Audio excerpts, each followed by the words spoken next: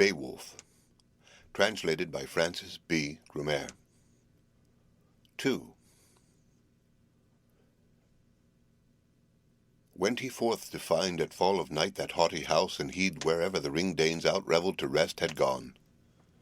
Found within it the atheling band asleep after feasting, and fearless of sorrow of human hardship.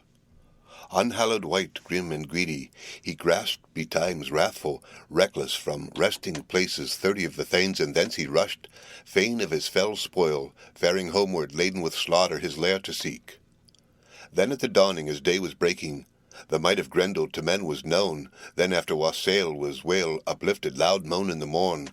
The mighty chief, atheling, excellent, unblithe, sat laboured in woe for the loss of his thanes, when once had been traced the trail of the fiend, spirit accursed, too cruel that sorrow, too long, too loathsome, not late the respite. With night returning anew began ruthless murder. He reckoned no whit, firm in his guilt of the feud and crime. They were easy to find who elsewhere sought in room remote their rest at night. Bed in the bowers, when that bale was shown, was seen in sooth with surest token the hall thanes' hate. Such held themselves far and fast, who the fiend outran.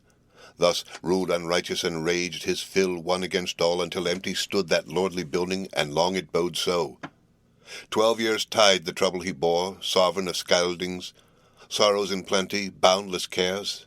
There came unhidden tidings, true to the tribes of men in sorrowful songs, how ceaselessly Grendel harassed Hrothgar, what hate he bore him, what murder and massacre, many a year feud unfading, refused consent to deal with any of Daneland's earls, make pact of peace or compound for gold.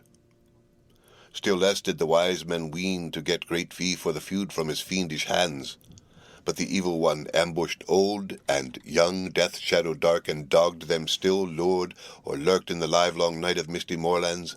Men may say not where the haunts of these hell runes be. Such heaping of horrors the hater of men, lonely roamer, wrought unceasing, harassing heavy, or he lorded gold bright hall in gloomy nights, and ne'er could the prince approach his throne.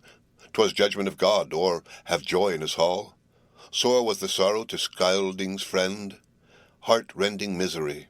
Many nobles sat assembled and searched out counsel, how it were best for bold-hearted men against harassing terror to try their hand.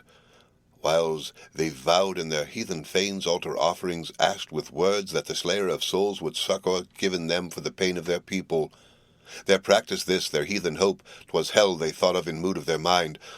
Almighty they knew not, doomsman of deeds, and dreadful Lord, nor heaven's helmet heeded they ever, wielder of wonder.